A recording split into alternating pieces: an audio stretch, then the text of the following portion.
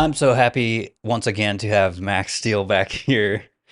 And thanks for coming, Max, Yeah, of as course. usual. Of course. I'm just laughing because like there's so much going on.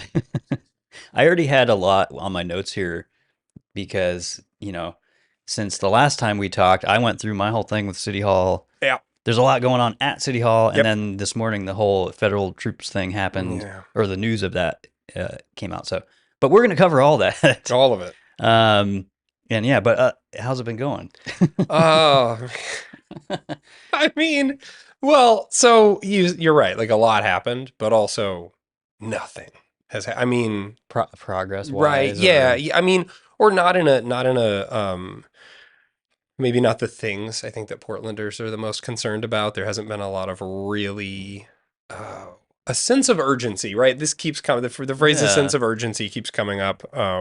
you like heard it a lot on the campaign last year, but now it's like, Now we're talking, a lot about big national stories. Now which is fine. Again, it's fine to do, but we have like a lot of actual yeah, I don't want to say small problems here, but like relatively simple problems that need to get addressed with a sense of expediency. And well, so I went, I crashed the Oregon Walks D3 walk with your counselor. okay, I've got clients and friends in D3.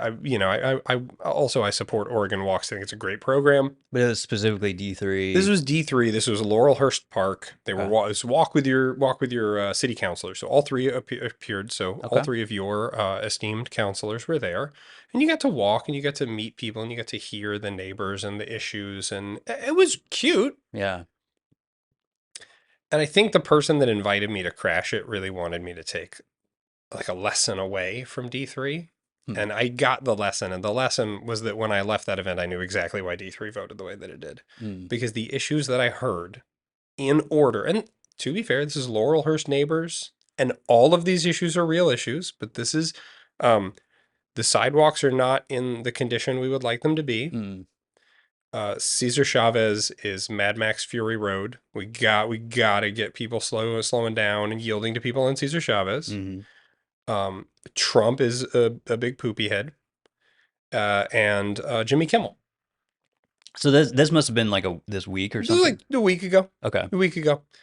All of those are real issues. Those yeah, are real issues. But I was just like, what about the vacant storefronts? right, It's got right. like this The declining the quality of the basics, schools. Like, yeah, I was like, none of these are fake. These are not like fake issues. Yeah, people are driving way too fast up Cesar yeah, Chavez. It's a little scary. I had to cross Cesar Chavez to go to the thing, and I was like, cool. This this does feel a little bit like crossing a 5-lane road in the south. Like yeah. it was a little sketchy.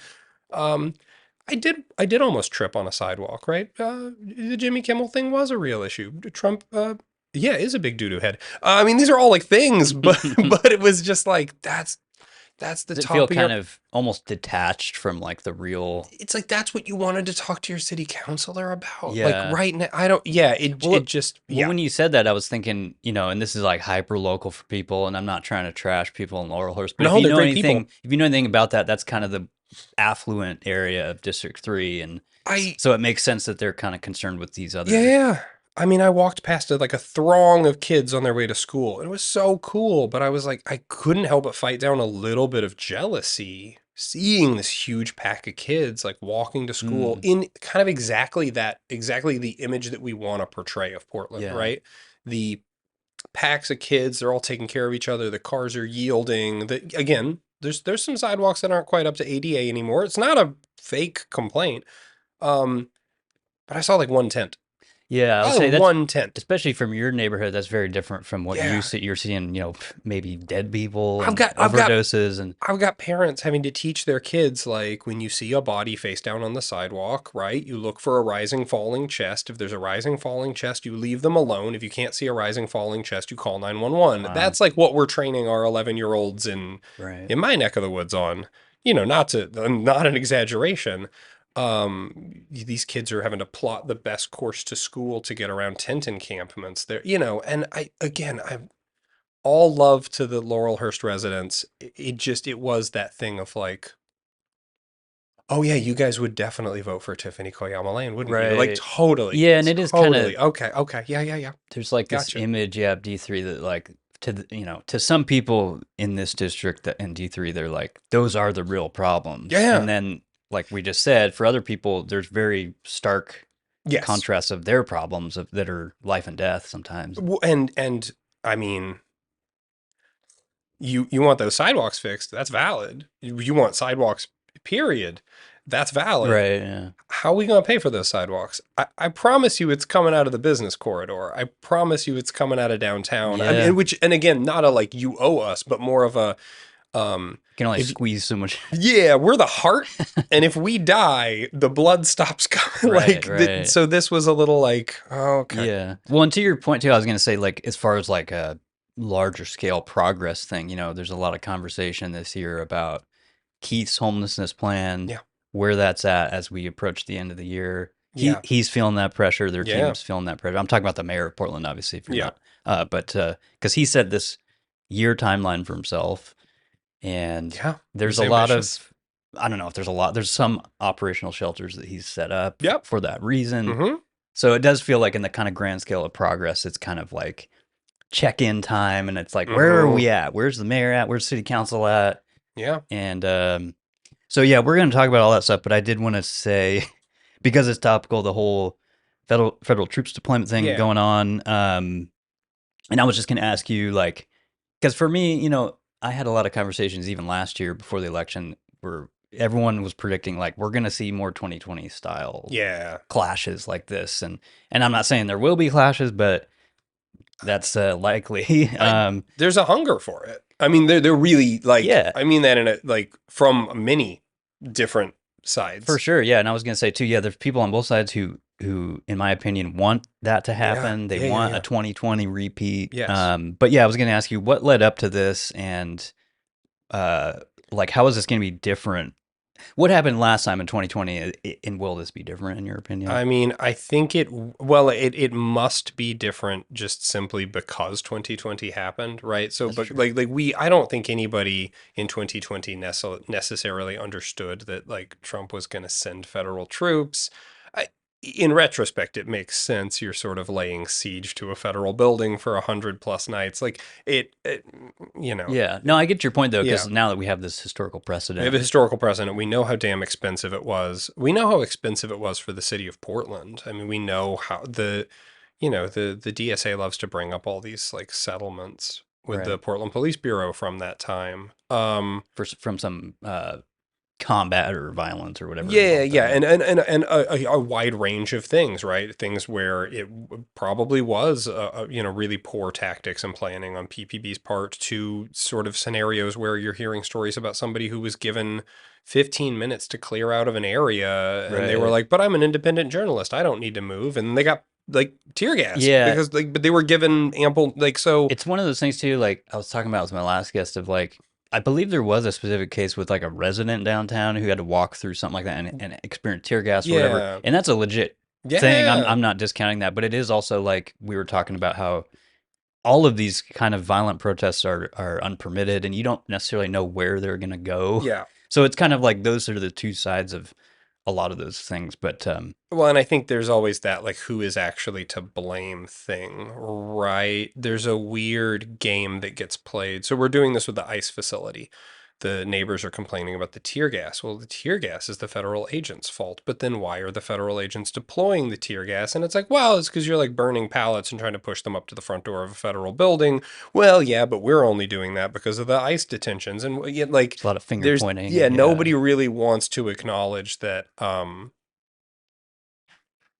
there are many ways for us to protest what's going on with ICE that don't involve setting crap on fire and baiting federal agents to deploy crowd control measures, which is then baiting protesters. Like it's Yeah, just, yeah, it it's is kind just of a this. cycle of rage baiting and Yeah, like, yes, yes, yes. It's like when you see two people online trolling each other and you're like, I don't even at this point care who started this. Like I right. dislike both of you tremendously. And everyone around you suffers from the splash. Like Yeah. no one who has the like unfortunate situation of being within earshot of you is having a good time right now. Um And a lot of this I was gonna say is, from the federal government's perspective, probably set up to because there's this whole Antifa terrorist No, designation. yeah. I don't like Antifa. I've been attacked by them and Yeah, all this shit. that's right. But I was gonna say, if you wanted to say anything about that, I just think that it's a hot topic now with all this political violence Yeah, conversation going on. yeah, And I've said on the past few episodes, like Portland is a home to political violence in a lot of ways, and, yeah. and and they're like kind of one of the centerpieces Well, of why that is. yeah, I mean, I think the thing about so there was a press conference, an emergency press conference yesterday afternoon, whatever you want to say. And there were two really clear messages coming out of that. And the two messages are like, Portland doesn't want this. Portland doesn't need federal agents here. Portland is not interested in this fight. And the phrase "don't take the bait," right? Right. Mayor Wilson, don't take the bait. Jeff Merkley, don't take the bait, right? The PPB, don't take the bait. Yeah, and they kind of Um, said that a little earlier this year too, they of like did. they don't want to, yeah, this Yeah, yeah. rage baiting that we're talking about. They don't want Yeah, things to, don't take the damn. It doesn't, because at a certain point you almost are like a school teacher who's dragging two kids apart and going, "I right. really don't care who started this at the moment because you're both throwing haymakers." Like I don't care. It's opposite sides of the room. Yeah, Like in the heat of that moment, the who's at fault becomes a little. We'll figure that out after we separate you. Um, but then you immediately have the DSA counselors hop on social media and say, "It doesn't matter.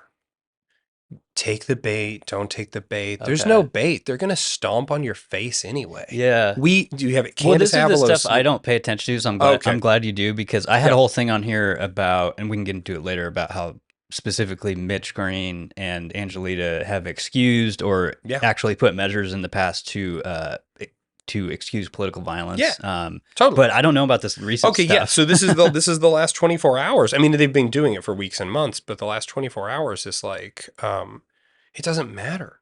You could be on your best behavior. You could be the nice old ladies down there with the signs saying, "This is America, damn it. We don't kidnap people." Whatever Yeah, actually constitutionally protected speech that the vast majority of which I agree with quite enthusiastically. You could be doing that and they would still step on your face because that's what a fascist regime I does. see. I see. And so you can't out of one side of your mouth say Portland is better than this. Portland, like what Eric Zimmerman said at the press conference, Portland already has all the tools that it needs to keep its citizens safe. We don't need your help. This isn't help. Don't do this. And then out of the other side of your mouth say, also, it doesn't matter because they're going to come here and kill us anyway. So let's fight, fight, fight. Right. That is, Kind of opens the it's floodgates to, such yeah. a toxic situation because you are instigating violence in that moment, right? You're telling somebody the rules are a myth. The rules are fake. You don't need to follow the rules because even if you follow all the rules, they're still going to come and they're going to step on you. Might as well break some rules. Totally understandable to Yeah, break yeah. all the rules. The rules are all myths. They're just social constructs, those rules.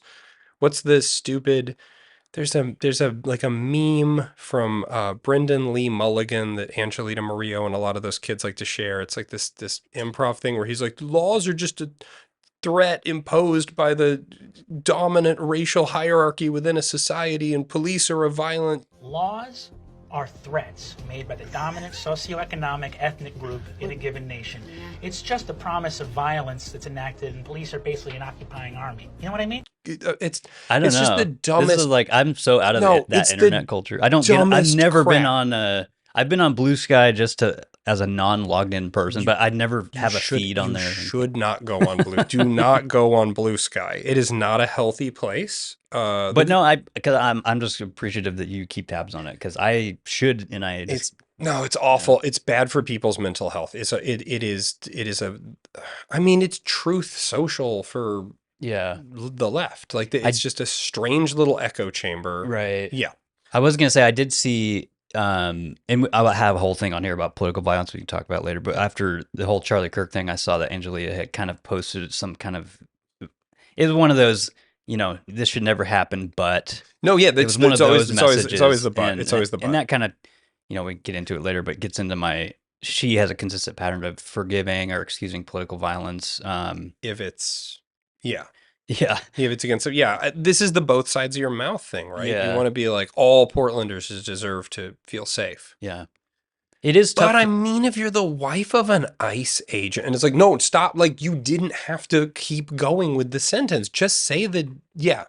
morally correct thing and then shut up. Or if you can't do that, maybe shut up the whole time. Like, just shut up the whole time. Yeah. It's not helpful. I think you're right, though. It is like, you said earlier at the beginning of the episode, like there's a lot of people, and I kind of feel like some of these city councilors included, they just want this re-engaged battle again, this round two of 2020. 2020 was the most relevant part of their lives. That's true. That is the part of their life where defining. they felt the most in control. They felt the most powerful. They felt like maybe everything could come apart at the seams. And then from those ashes, we will build a better world. Right. There's always this like really nice justification, which is like, what will come from this? And sure, many will die.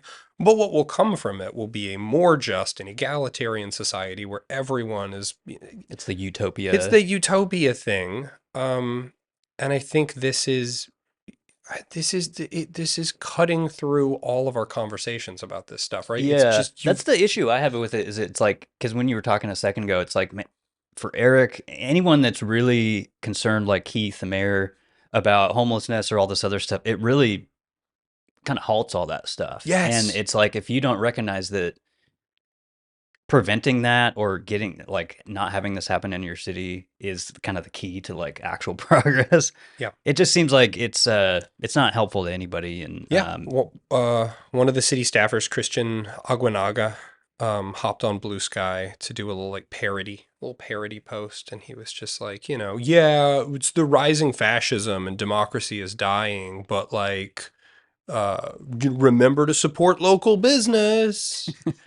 And it's like, yeah, this is the like, we actually have real issues in the city, like our local business is falling apart. Our economy is slowly collapsing. It can be saved, but like not with this attitude of like, shut up. I'm having a fist fight with Trump right now. Well, I'm sorry you can't pay your rent. Well, and what a for me, like a big mantra of 2025 for Portland is like disorder. I heard this thing from Bill de Blasio, who I do not like very much, but he had this whole thing. He's like, when I was mayor in New York, the biggest problem that people had with like livability is just seeing disorder. Yeah. And when you have, councilors or whoever, people working for the cities supporting that and saying like, yeah, we actually want, like, it doesn't matter. Like you're saying, just yeah, fight. There's no rules. Like that just increases the disorder. And that's not something we need in Portland for sure. Yeah. And I was happy to hear, I mean, Vision Zero, it all ties together. Vision Zero, this idea that we don't want any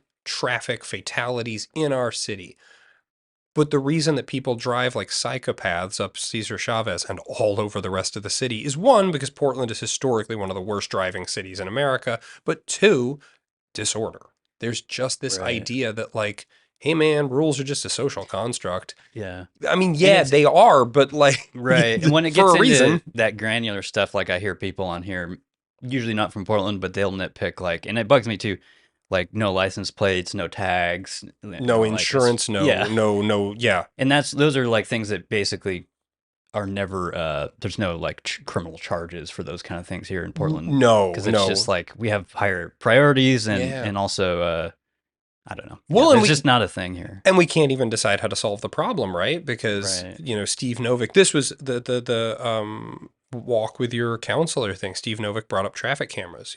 Traffic cameras don't work right now because we picked a bad vendor and we're about to pick a better vendor who promises that they can install even more cameras at no additional cost, which is, I need to get into the game of selling city hall things because they will buy anything. Yeah. But he wants more. He wants a lot more traffic cameras because we know that police pulling people over is structurally racist, even though it isn't. And we have tons of recent data that shows that no, there's no racial disparity in who PPP pulls over, but whatever. That's their argument. That's their argument. And presented with facts, they will just find a way to duck it and have on council ducked those facts. But setting that aside, Steve Novick wants all the cameras, but then here's Angelita Murillo standing right beside him and she's making like frowny face because Angelita Murillo doesn't want cameras because Trump. And this is like not actually the craziest argument. If you put cameras everywhere and surveil the drivers, state. yeah, I mean, like, Sure, theoretically, ICE could tap those Oh, I cameras. see. I mean, Okay. theoretically, ICE could use that to measure where people are going, Yeah. and She does and try to tie that to everything federally, and I yeah. get it. I get it. And I was about to say, this is one of her arguments where she's not totally off Yeah. base, right? If you're, yeah, so that is where actually you would want police officers who are, by sanctuary city policy, they are not allowed to, Right. yeah, like, so, Anything immigration related, yeah. yeah, so I mean, but like that's it. It's they want zero traffic deaths. They want the laws to be followed.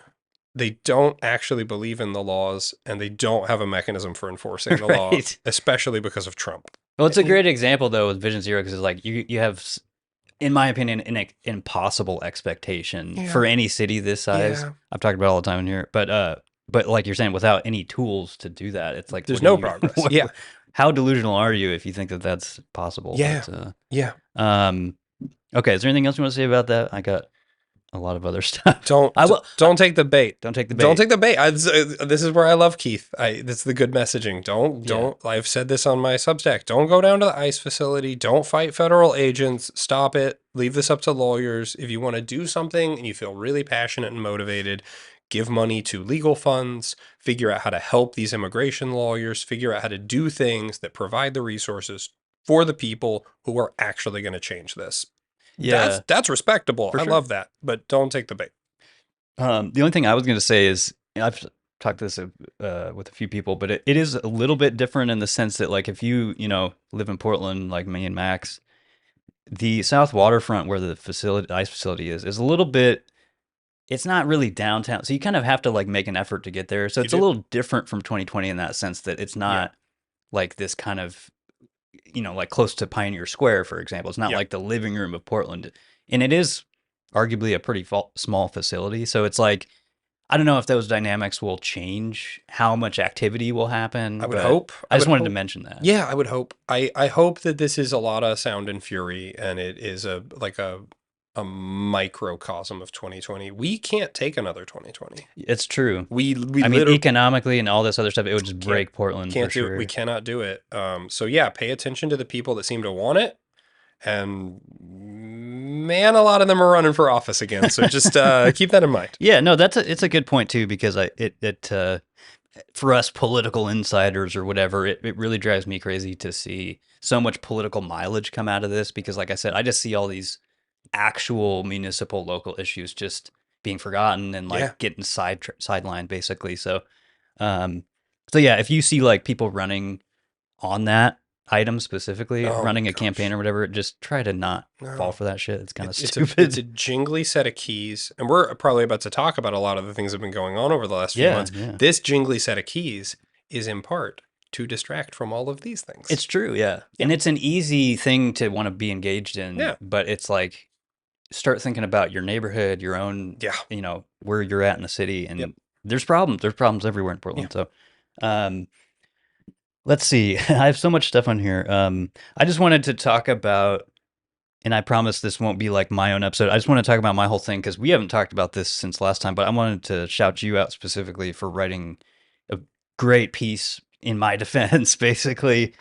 But yeah, I worked for Dan Ryan's office for literally 2 or 3 days, and I'll give you the short version of what happened, or the audience and everybody. So basically, Max and I on this show very publicly have criticized a lot of these city councilors. Yeah.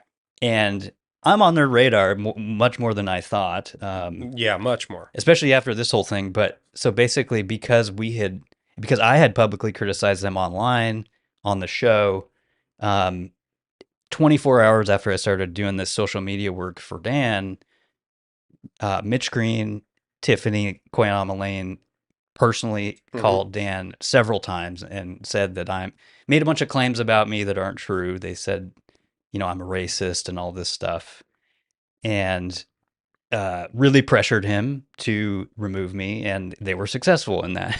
Yeah.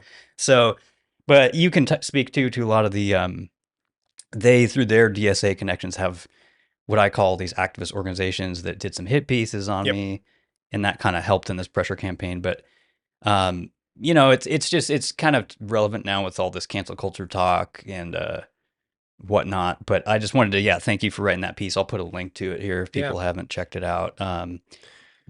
But yeah, that's basically what happened. And yeah, I was just supposed to be doing, technical camera stuff and social media, and didn't work out. So Well, and again, never mind that if I want to pick through Mitch's staff, which I have, like if I right, want to right. pick through Angelita's staff and Samir Kanal's staff and Tiffany Koyama Lane's staff, I can find a lot of far from mainstream normative political opinions that they proudly share. Yeah. And you know what? Like, I bet if I called up Samir Kanal this afternoon and said, Samir, we got to talk about Mac Smith. We got to talk about some of the stuff that he puts online. Counselor Kanal would probably tell me, okay, cool. Thanks for your feedback, and hang up on me. And he should. He literally should. Mhm. That's fine. I'm sure we're going to get into the, like, kind of this whole idea of like the cancel culture and getting people fired I mean, especially for pretty normal, uh uh pretty boring positions on things. Yeah. I mean, I think your racist accusation is that you've been critical of failed DEI policy.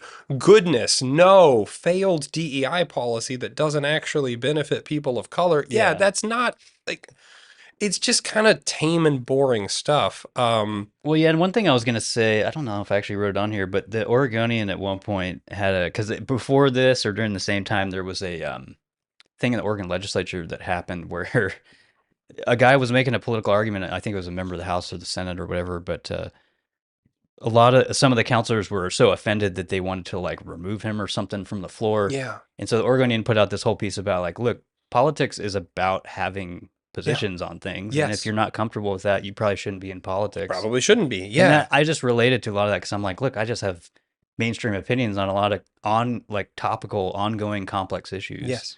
And that's politics. And it's That is just, politics. if you're like I said in the article, if you're not comfortable with that, you probably shouldn't be in politics. Well, and it's fine to point them out. I mean, I routinely point out the grossest things that Angelita Murillo has ever Yeah. said. And my point in that is not, and that's why we should figure out a rule to kick them off the council. No, they're elected officials. You can Right, just right. not elect them. Or you could look at the thing that I'm spotlighting and say, yeah, I'm fine with that. Yeah. Great. That's also like a political decision that you can make. There's stuff that goes too far, right? There's accusations of crimes. There's accusations of violating public meetings law. I don't know, just stuff that people might be accused of that's illegal. And that's where we have, rules for censuring, rules for doing other things. It was rich to me that they came after you and a number of other people. And I've had a lot of off the record conversations with people who have either literally lost jobs or have been like cowed into silence because their boss took them aside and went, "Hey, don't piss off the DSA.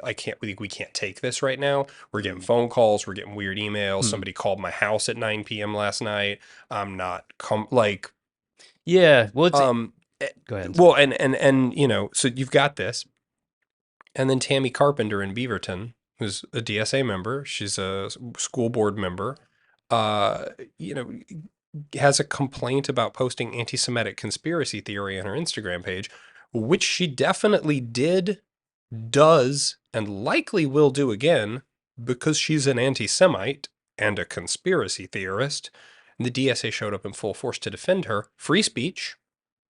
Save Tammy. Bullying people out of a job, which, by the way, her job wasn't on the line. She was just going to be censured. It was a wrist slap. And she's with the teachers union? She's with the Beaverton teacher. She's at the school board. She's on the Beaverton school board. But the Beaverton teachers union showed up to support her. The DSA showed up to support her. They stood outside the Beaverton board offices after that board meeting and screamed "Globalize the Intifada" at the Jewish parents, who, by the way, were not asking for Tammy to be removed. They were just literally asking, "Hey, can you please not politicize the classroom so that our students feel harassed?" The same people that stood around that crowd of Jewish parents and teachers and students and screamed "Globalize the Intifada," that's the crowd that got you fired. Right. You can't work in City Hall because you have mainstream opinions they find objectionable. But Tammy getting a slap on the wrist for anti-Semitic conspiracy theory, well, that's a violation of free speech, Andy. She's got free speech. You can't slap her on the wrist lightly for that. It's a wild double Yeah. standard. Our people are allowed to say stuff. And you know what? They totally are. They are allowed to say those things. Tammy Yeah. Carpenter is allowed to be a monster on the internet as long as she doesn't break any laws. Um, Yeah, no, it's like the perfect segue because that's what I was gonna say. I wrote on here like this whole double standard of because the past 2 weeks people are in my mind this is all following like the Charlie Kirk assassination, but people have been have this outcry about Jimmy Kimmel being pulled off the Oh, air, yeah. and I support him, and I think free speech is important, Yep. but there's such a clear double standard, and I just think of. For me, it goes back to like 2020 again. There was like a 3-year period of people I knew personally that were canceled for all sorts of things, Oh, and yeah. not to mention, people bring up this whole the FCC is driving this pressure campaign. The same thing happened with every social media company Yeah. in the U.S., and that pressure came from the White House It's at the time. it's And bad every time that it happens. Yeah. so there's a clear double standard there, and it's just like I think if you don't support cancel culture, you have to not support it across the board. Like Yep. you can't just be selective about who's affected by it and who's not. Yep. It just doesn't make any sense. And I hope people think about that with the whole Kimmel thing. But Yeah. I don't know that they'll change Yeah. their mind. No, right. It's just so much teamsism. This is where I'll plug an organization. So I am a big supporter. I have bailed on giving any money to the ACLU ever again. Yeah. Well, I say ever. They could change. They could change back into There the was a organization. time when there was a time when they were a great American they were organization. more supportive of free speech than political violence, which seems like they're Yes. more focused on now. Yes, and just niche issue, right? It's just very much that like we will defend you if we like you. Right. So that mantle has sort of been taken up by FIRE, which is the Foundation for Individual Rights and Expression. Used to be the Foundation for Individual Rights and Education. Greg Lukianoff and FIRE do amazing work. They were huge, staunch defenders of Jimmy Kimmel, but they were also staunch defenders of Jay Bhattacharya when Right. the Biden White House was going after him. They seem, and The perfect example of this too, and it's been brought up a lot this week, was like when Roseanne and all these other people got canceled. Jimmy Kimmel was like cheering it on. oh yeah, This is a couple years it's a little, back. it's a little bit of That's kind of the perfect example Yeah. of like the double standard we're talking about. It's like if he truly believed in free speech, he would be saying that was wrong back then. You just got to stop watching. Now he's yeah. gone through it, but anyway, yeah. Yeah, if somebody says something that grosses you out, you stop watching their stuff. I think Javier Bardem's recent comments have been grotesque, so I'm probably just gonna find more creative ways to watch his movies that don't involve. But he can keep being in movies. Yeah, I get it. Like for sure. whatever, man. Yes. It's either wrong all the time or it isn't wrong. And the correct moral answer is that it's wrong all the time. That's not hard for some people. That's why I love FIRE. That's why I give FIRE money. And I'm happy to support them because they have defended some people that I've found absolutely loathsome, but they've defended them on grounds of that's not why you fire somebody. That's not why and no one really. Oh, it just feels like people don't care about the content of what the person said. They do care about like, I don't like that guy. I got a reason to get rid of him now. I like this other person, and so my tolerance for his views are enormously broad. Yeah. Now, the one thing I'll say too is like I I still have never personally met either of those people that made those phone calls. I've never met Tiffany. I've never met Mitch. So it's weird, and the whole thing was weird because like there's articles about me that also the people that wrote those, aside from yours, have never talked to me really like in an interview or anything. So let me name the two organizations because it's worth naming. I know. Them. So when I don't like talking about them, but go ahead. No, Yeah, I will just name the organizations because I think that this is on my greater theme of two Portlands existing. Street Roots and the Portland Mercury are outfits that will do hit pieces for the DSA. The DSA can call in a hit piece and they will write it, and the writing is rushed and it is factually loose. Right now, it's taken me a month and a half. I'm running down the sources on another piece the Mercury wrote. The sources are bunk. It's bad. I've pulled public records, and the public records do not match the Mercury's hit piece. I mean, it in such a way that I can look at this data and go, you can't draw any of the conclusions that you drew from these public records. You wrote your article at the behest of the DSA first, and then you pulled records, and when the records didn't disprove what you were saying, you were like, I can fill in the blanks here. Yeah. That's not journalism. Right. You're having a position first and then kind of filling in the sources. I already know where I'm going with this because I was told by my friend, I need you to take this guy down or this lady down or whoever. I need you to make it seem like this person is crooked. Right. So do it. Figure out a way. And I was going to say, you mentioned on here, I think last time you were on, about I've still never read it, to be honest, but they had a whole thing about joining the DSA, or Portland Mercury did, right? Oh, their expose on the DSA. Yeah, it was like a recruitment brochure. Yeah. Unlike the Willamette Week was kind of more of I guess that was probably more about, I guess it was the DSA, but it was more of just like, here's what they are. Yeah, here's what they are. Here's how they're organized. A descriptive thing. That ruffled their feathers. They really did not like that. They bring it up all the time. It's interesting. Really? Yeah, it was pretty good reporting. Listen, Sophie Peel. Yeah, Sophie's great. Yeah. Sophie's great. She's I was critical of her. I didn't feel like she was hitting them hard enough, and now she's good. Yeah, she's good. And I don't always agree with her, but she does good work. And you shouldn't. That's it. If she's a good journalist, you shouldn't always agree with her. That would be that'd be a bad sign. Let's see here. Let's get into, because you mentioned earlier the public meetings law, and I just wrote on here, sunshine laws broke the law. City attorney possibly broke the law. Oh my god! But yeah, if people don't know, there was I think Sophie did all that. Sophie did records request. Sophie did the records request. She crushed it. And she got, so basically in the budget season, when Max and I were last talking about all the budget activity during, I think May, she pulled all the chat logs, or whatever you want to call it. I believe their internal instant messaging. Yeah. Yeah. I believe it was on, Microsoft Teams or something. Yeah. Which you can do on your phone or on a computer, but she pulled all these logs where they were having all these ongoing secondary conversations during the meetings, which most people probably didn't know was happening. Yeah. And what they revealed was they were coordinating to do certain votes, and especially the $2 million police funding thing, which, in my opinion, did break the law. In a lot of people's opinion, I think the Willamette League or Oregonian, somebody cited a lawyer who said, yeah, this violates Oregon law.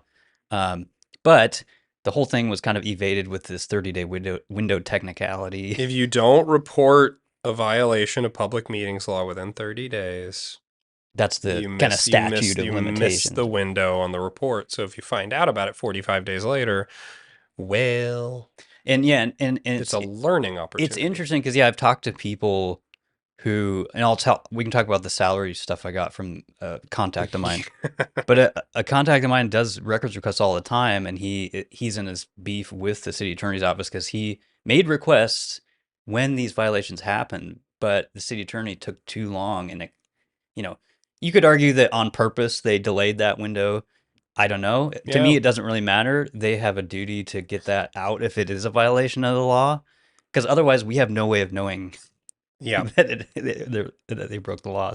So this is, I've been hearing a lot of stuff behind the scenes about the city attorney's office and some of that slow walking and some of that. I'm largely not impressed with our city attorney's office. I'll just say that. Yeah. Again, a lot of off the record stuff, but even this decision on the public meetings law, this idea that, this is a great opportunity to learn, See, it's, why do we fall down so we can get back up again was kind of the attitude.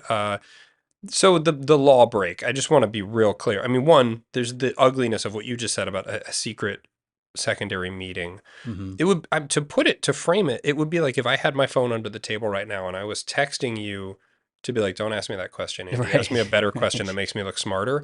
Like, which isn't to say that we couldn't have just arranged a script in advance and I'd still be doing that. I could be paying you for this, but to actually have like a secondary secret conversation while somebody thinks they're like, there's something distasteful. And it gets to the heart of transparency, right? It's like, that's the whole point of the public meetings law. It's the whole point of having people on a dais, is like you're hearing them actually have the conversation, and it's not in secret. And this is the difference. If we did this, that would be shitty, but it's not illegal.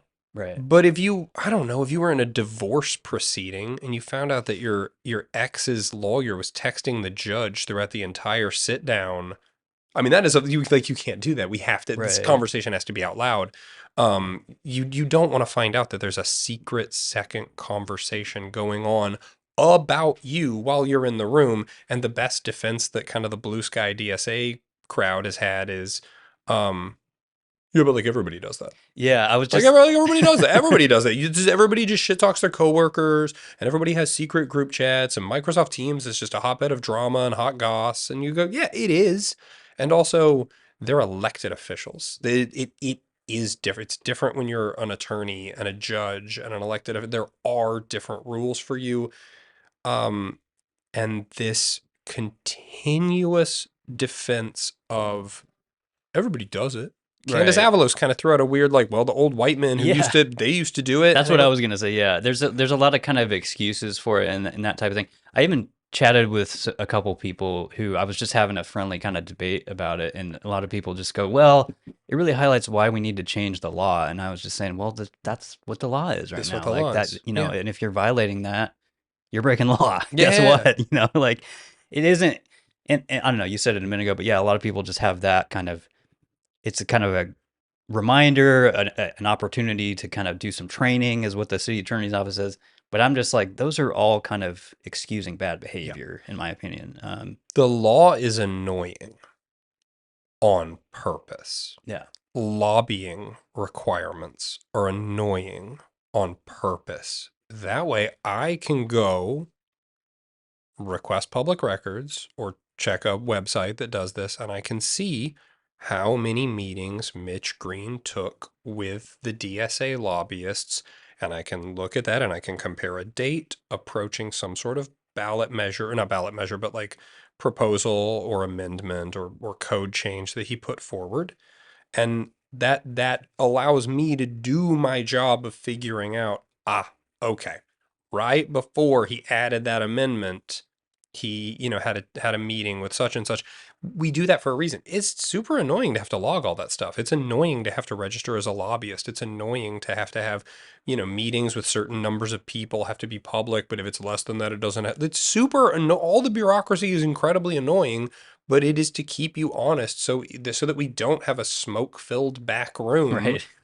And people still pull off ways to have smoke-filled back rooms. Mm-hmm. But this idea, it's just sour grapes around. We want to get our stuff done. And you guys keep making us follow these stupid rules, Yeah. and we're sick of it. Well, I was gonna say it's the least you could ask, in my opinion, for such highly paid people. Yeah. It's a privilege to be doing what they're doing. Yes. And, you know, just like you said, it can be annoying to play by the rules. I Yeah. get it, but like you got to do it. And there's people getting paid way less in the state legislature who also have to follow those same rules and do much more successfully. Yeah. Yeah. And I get it. Like I've heard from some of the city councilors personally that they feel like it is designed for the state legislature. I get it, but like I said, these are the laws we have right now. I didn't create them. A lot of the state legislature did. You can complain to your, your state folks if you don't like them, but that's what we have right now, and you can't just sit there and excuse the behavior. Yeah, and I just one last thing on the public meetings violation. So the last sort of line of defense is, well, there's only 6 people in the Peacock and 6 people is in a caucus, and there's 2 problems with that. One is that within the Peacock are actually or a quorum. There's not a quorum. 6 is not a quorum of the council. 6 is not a quorum of the broad council. That is correct. But it is a quorum of multiple different committees, and those committees do make decisions referring. So under Oregon Public Meetings Law, that counts. And also there is a thing called serial communications, Right. which is hard to explain, and I'm not a lawyer and I'm not going to try, but essentially the Steve Novick texts. Right. I was gonna say that's the best example of it. The Steve Novick texts were the killer. Where you literally have Angelita saying, "I think I can get Steve in on this" in a chat log. He's our 7th man. That's legal proof right there that Yes, the law was broken. and you get I mean And that's why that specific case really pissed me off, because 30-day window or not, we have the literal chat logs of the violation. And then you have Steve Novick in an interview a couple of weeks later, and I might get the quote slightly wrong, but he basically said that was incredibly stupid. Yeah, he said, and if I had "Don't be so known, dumb," or don't be something. so dumb. And if I had known that I was being used as a party to a potential serial communications violation, I would have just blocked the number. Right? He according to him, his claim is he had no idea. Right? Yeah. And you have seen an iciness it was Between them. all buddy buddy. It Right. was cuddly, happy photo fun time between Angelita Murillo and Steve Novick. Because I'm gonna say it again about Angelita Murillo, she is charming. Yeah. She's got that political charm. She's charming. Yeah. People that don't like her to a point that they can't see it, they're too close to the subject. I have watched hours and hours and hours of her, and she's likable and she's charming. I'm sorry. And I think you don't build a social following of that if you don't. no, you don't. You have to be. She's charming. Yeah. She is charming, and you can feel nice to be liked and want to be friends with a charming person. That's why she's effective as a politician in that regard. No, I think that's done. I think that bridge is burnt. Yeah. And Well, I was gonna say it seems like she kind of used that charm on him. I mean, that is for what the whole reason. that is what it seems like. Yeah. But yeah, it's a lot more chilly now, like between them for sure. And we've all known people like that, people that are just, it sort of just feels nice to be liked by them. It's Right. sort of lights up your day to be like, oh, this younger, cooler, hipper, Totally. I'm not trying to be mean to Steve. I think she's doing it to Eric Zimmerman right now, but, we're gonna, There is a little bit of that. Yeah. Seems like, I think she's just a real charmer. Yeah. I mean, the next stuff I had on here was a lot of finance stuff. I was going to talk about the salary stuff that I got. It was basically just a dump of the Peacock group. Sometimes I've been calling them the cock group. I know that's kind of mean, Yeah. But a contact of mine, out of the blue, I just got an email that's like, I have all the Peacock salary data and their staff. And I was like, oh my God. So, but yeah, I tweeted about them in a thread, and it's kind of like you and I said before, I knew all this, that their staffers are making a lot of money. Yeah. There is kind of a scale between the top end, which is Samir. I want to say he had 5 or 6 like $100,000 people, and then like Angelita is actually pretty slim on that. I think she may have 2 or 3 people total. But regardless, they're all making a lot of money, and that was kind of the takeaway from that. I think that little viral clip that we did where where I'm making fun of the salaries, widely positively received, but the criticism I keep getting is like, oh, so you just don't want people to make 6-figure incomes. That's not true. I just think you got to multiply everything by 12. You got to multiply everything by 12 and understand that you're talking about a city council that costs teens of millions of dollars. Yeah. 16, 17 million. And when you say multiply by 12, they all, people bark at the number, but the first year, I believe they had a $1.5 million budget each office. Yes. So that's already like what, $15 million. Yes. I think next year it's going down to 1.3, but it's not huge. It's not huge. You're talking well over and you need to compare it to what our council used to cost. And you can like the new council a lot more than the old council and still understand that they're getting stuff done more slowly. Right. They're getting stuff done more frustratingly, and they're way more expensive. And so less transparent, like we just talked about, you're getting less for your money, like just right off the bat. Yeah. And this is my rebuttal to the like, oh, you don't think that I've never heard. I think that Andre Miller should get paid what he gets paid, and I was like, I just don't think there should be 12 Andre Miller. Like, it's an interesting thing, and I've talked to people from other regional governments around Portland who make 90 grand a year or something like that. That's a reasonable number. I would not be that upset at that. I just think that it's a little too high, and like you said, you got to multiply everything by 12, which is enormously expensive. It's enormously expensive. Like I didn't even have it on here, but Jamie Dunphy just went through him and Candace went through this whole office thing, right? Yeah, Jamie did something interesting, which he highlighted that, what is it, the 26th, what is it, $2,600 desk move? Oh, I've never heard about that. Oh my gosh. So he desk they wanted. He's borrowing office space in Loretta's office, which is cool. And he wanted to move one of the cubicles, essentially. Okay. He's shift a cubicle. Like a whole workspace. Yeah, just shift it. He's like, it's too close to the entrance here. We want to move it over here. In the same building. I think it makes, in the same room. Oh, okay. Just think it makes better flow. Rearranging your bedroom. Oh, yeah. Oh, yeah. The cost. Cost $2,600. I might be dividing that by 10. No, it was insane. It was thousands of dollars. It was thousands and thousands of dollars to move a desk. And so Jeez. To his credit, he was like, no, don't move. Okay. That's absurd. Don't do that. And he called that out during the whole office debacle. There is a fundamentally broken thing about how the city sources and prices a lot of this stuff, but that might be a reason to hit the pause button on things like a new office building for Candace and Jamie, and the fact that they can't work with Loretta Smith and have Yeah, just having two two different district offices offices seems silly to me, but because Candace and Loretta can't get along because Candace views Loretta as like conservative and part of the problem and I don't leading Portland back to the dark ages or something absurd. And I have plenty of disagreements with Loretta Smith, but I could share an office with her, and I know that yeah, the opposite is true, right? The reverse is true. it You just just be seems professional. inherently dysfunctional to be. I talked a lot last year with candidates and stuff about district offices, and just to have two in one district just seems a little confusing, unnecessary, and like just a display of bitterness, like you just said. It's like clearly they can't get along enough to share one space, so it But just seems. but it speaks to something really important about the attitudes of the counselors. So Candace Avalos and Mitch Green, I have both on record as saying something similar, which is essentially, I am not the counselor for District 1, District 4, Portland. Okay. I am the counselor for the representative, like, cohort, like the representative section of my like district that voted for me. This is what representative democracy is. I am just my Yeah. little 5% or whatever. That's my Okay.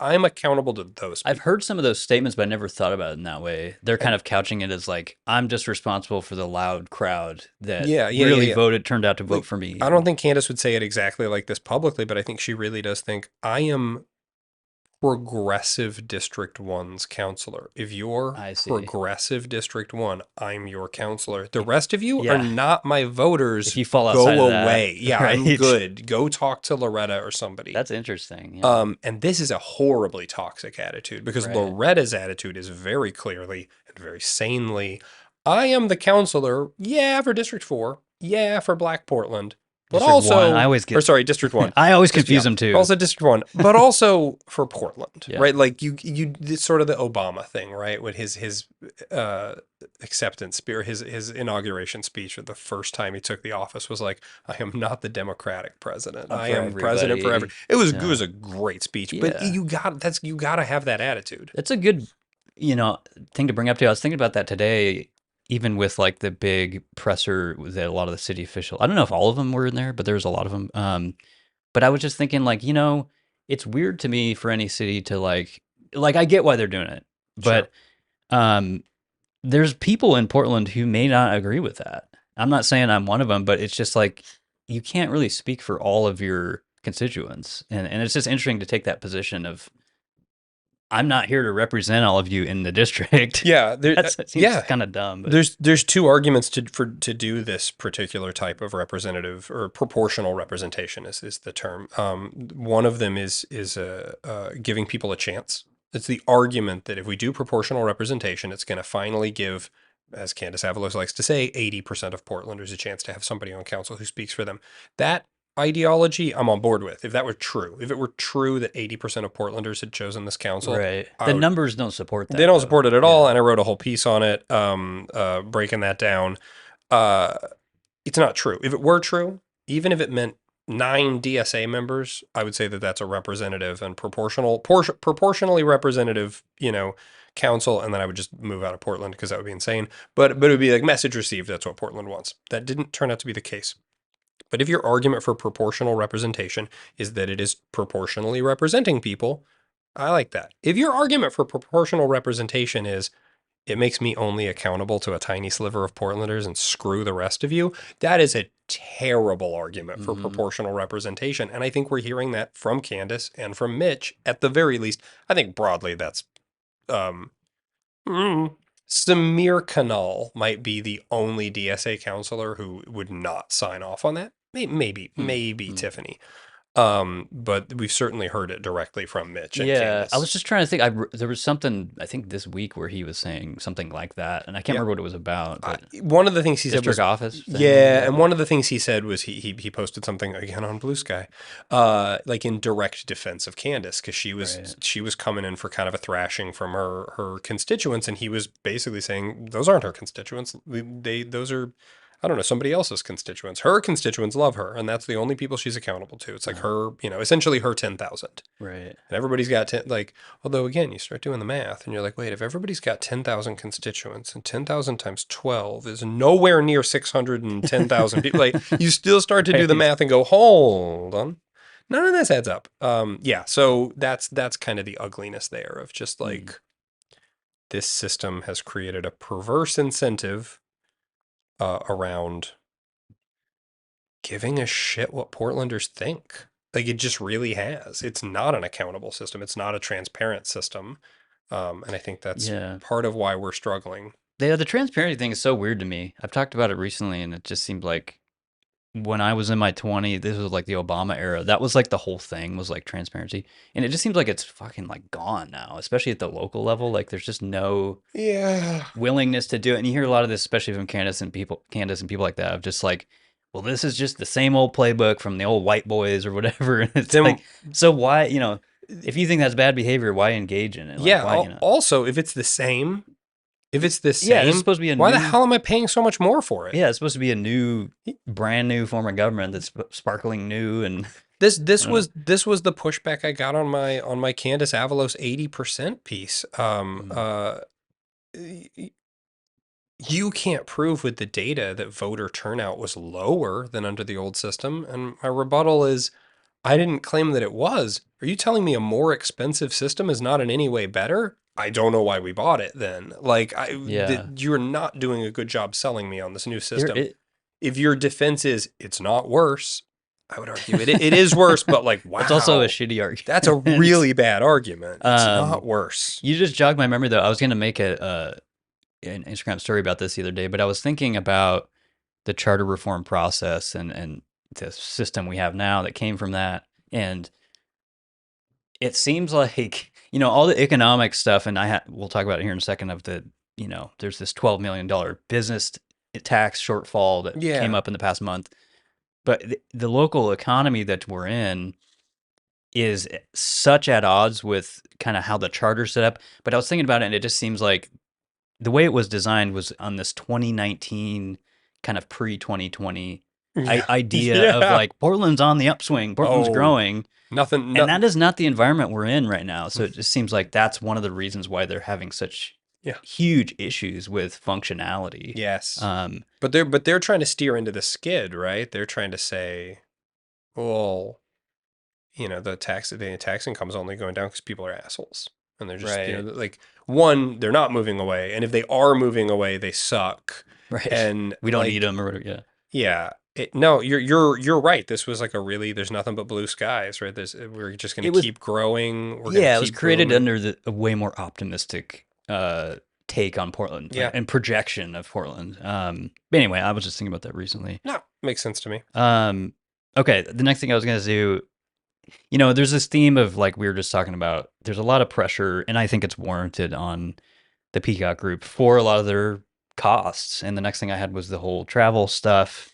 So I got this, I might even just put this online at some point, but I got this 300-page thing before the Vienna trip, because I knew a lot of people, including people in the press, who were really trying to get the Vienna cost data. Yeah. This housing trip that Mitch and Candace and Jamie went on, and including also a bunch of people from Portland Housing Bureau and some other staffers. I also think Mitch's spouse went or something like that, or maybe that was on the trip after. I can't remember. But it was a large group of people that went. And anyway, I got this data before that, and I added up my own totals, and it was about $25,000 pre-Vienna for the Peacock group. And most of that, I'm not trying to pick on her, was Candace. I think she was maybe 10 or 15 grand. So you add that to the travel data, at least from the Oregonians numbers, and that's at about $75,000 this year just for Peacock travel.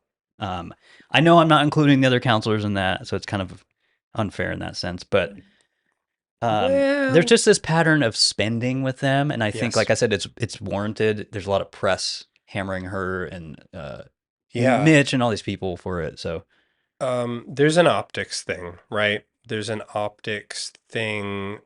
The first action they took as a city council was to raise their own budgets. right, Other than fighting over who would be president for like an hour and a half. Um, they raised their own budgets immediately.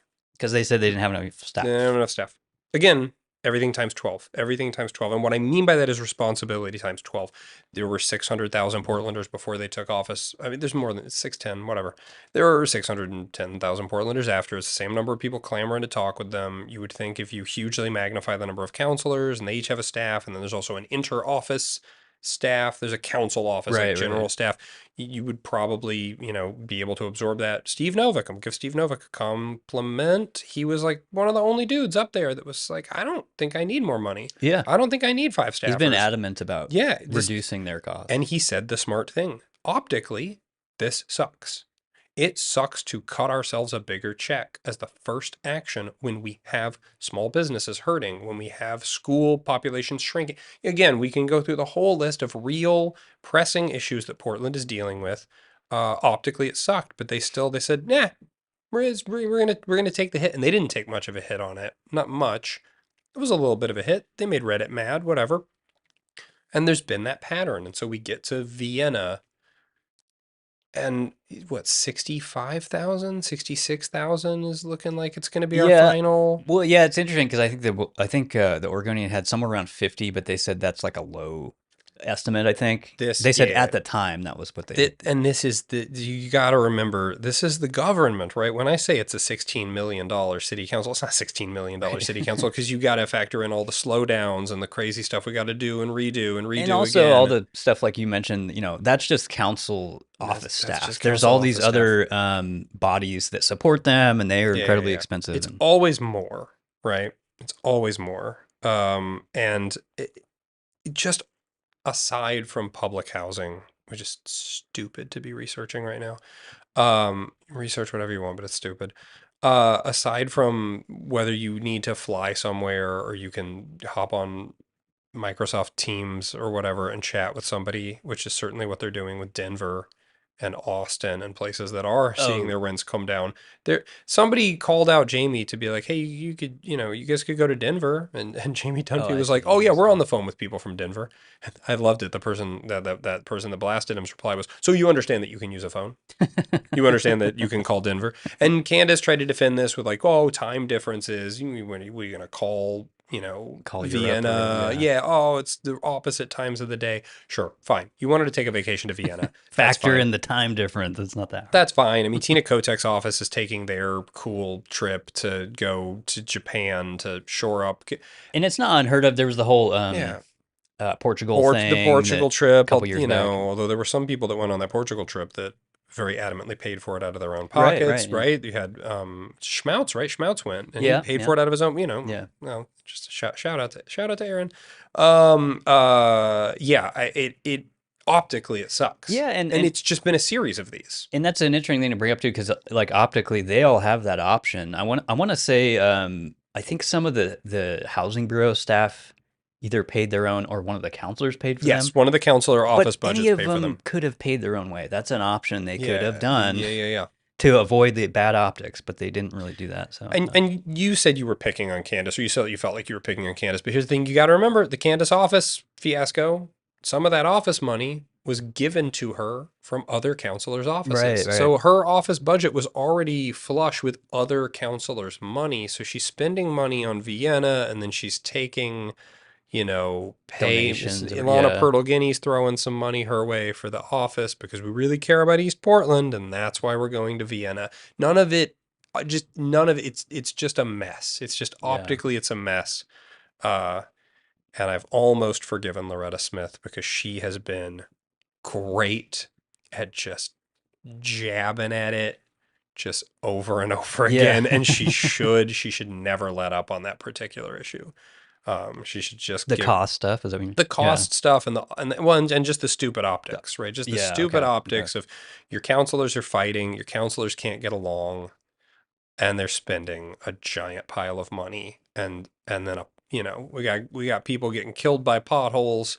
We got more stores emptying out every day. We got companies leaving. We keep finding more money we're missing because the incomes are sinking, Right. and you're spending, spending, spending. And yeah, she should jab that as often as she wants. That's a good move, Loretta. Keep doing it. Yeah, the only thing I wrote about the Vienna was I just wrote totally unpopular. Like, I have not seen, aside from the counselors themselves, I haven't really seen anyone support it and be like, I think it's fine. I think it's great. It's mostly just the counselors themselves doing that. That's because you haven't been on Blue Sky. That's true. No, but again, don't go, because it's like 12 people who love it, and then each of those posts gets like 6 likes. I mean, Yeah. it's not that's the cheering section is it's not I'm sure. it's not Yeah, big. there's It's not big. people out there. Yeah, I'm sure, but yeah, no, I think people wanted me to go hotter on the Vienna thing. Like you gonna write a Vienna piece, and I was like, no, Yeah. it's just stupid. You know, it's and like, because I messy. got all that other cost data, and at that point, I already knew that Oregonian had wrote this massive thing of like, we're still waiting for them to give us the costs, and it's supposed to be here. They're outside of the window that the city attorney's office dictates that they Yeah. said they were supposed to get. So I was just like, the press is on this like big time already. They are. And they took a lot of heat for it, and I think that was warranted for sure. I think it was totally warranted, but I am experiencing the fatigue of, well, how do I want to say this? Like, I thought surely the first thing them doing was inflating their own budgets. Man, that's people are going to be pissed about that. People kind of forgot about it. Surely Mitch Green threatening PSU is that, man, that's people that's going to sink his career. People kind of moved on from that. Oh, surely, like each new thing, the public meetings, people already forgotten about that. Like not everybody has, but there is just, I am now feeling what it feels like to have like the zone flooded, right? It's just like there's a new stupid thing every day. But this new stupid thing doesn't get stacked on top of the previous stupid things. Mm-hmm. It replaces the previous stupid thing. Right.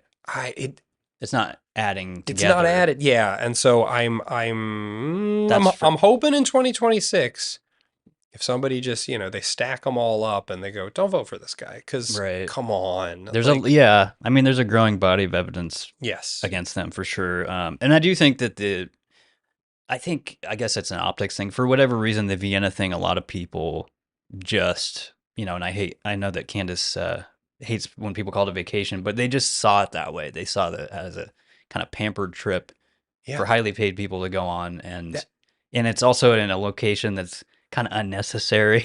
Oh yeah. To like study that. Like you could go other places. And I mean, stuff like that touches a nerve. The thing that sunk Boris Johnson's career in the UK was that during lockdown, he was throwing ragers. And there was something about just like a party with a ton of free alcohol. Think about the French Laundry with Gavin Newsom. Yes, there's something about the luxury vacation, the fancy pants crap. It should. It's a little bit of class consciousness. It's a little bit of And the lockdown stuff's a little more like rules for thee, not for me. And I think it's kind of like that in a similar way, but it gets into that zone for sure. Let's see here. There's a couple things. I was going to mention quickly the Oregonian editorial board. They did this piece recently about, I think it was just called like Get It Together City Council. But I just thought it was good of them to do that. They pulled in a lot of Shane Kavanaugh's reporting. Shane has done really good reporting on this stuff, yeah. And I'm just glad that, like, there's only a couple large public institutions here like them and Willamette Week, and I'm glad they're being vocal that this system is not working, it's dysfunctional, and there's not a lot of excuses for that. Like, these guys just need to get their shit together. I don't know. I mean, I think a lot of counselors would probably say they're just either fighting for their constituents, like we said a second ago, or they're just standing up for their positions. But at the end of the day, we're not making any progress on a lot of these issues. On the core issues they campaigned on, right?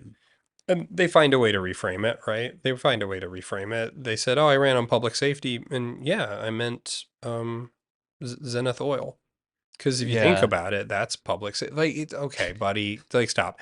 No, again, this is sort of the blue skyification of everything. But yeah, the counselors were hot about that. They took to social media and they said, what do I give a shit about what the most conservative, like the conservative news media thinks about me? And like this is the two Portlands. You got to understand, these kids think that the Portland Mercury and Street Roots are the reliable news sources you need to turn to. Oregonian is Oregonian and trash. Willamette Week are center right at best. Wow. They are conservative, reactionary, part of the problem, shills for big business. Well, like whatever you want to say. I mean, you kind of pointed out earlier during your little the drama, you didn't realize how on the radar you were for them. But that's the thing. To them, you and I are Portland's center right. Right. So the fact that we kind of like It's just it's it's crazy to me because it says how everyone's in an echo chamber. Because to me, Oregonian and Willamette Week are pretty far left. They're I don't always agree with them, but that just it shows you how kind of skewed people's political window is. Yeah, I would say that the Willamette Week is center left. It's got some very progressive policies at times, which is fine. And then the Oregonian tries to cleave a little center, which is they're trying for that objective journalistic integrity thing. But I mean, it's Oregon, it's Portland. Yeah, of course, it's like a slightly left leaning paper. It's just a bit absurd to say like, oh yeah, the center right. Angelita Murillo referred to Dan Ryan and Eric Zimmerman as like center right politicians. Oregonian is a center right newspaper. They have drug that window so far. Right.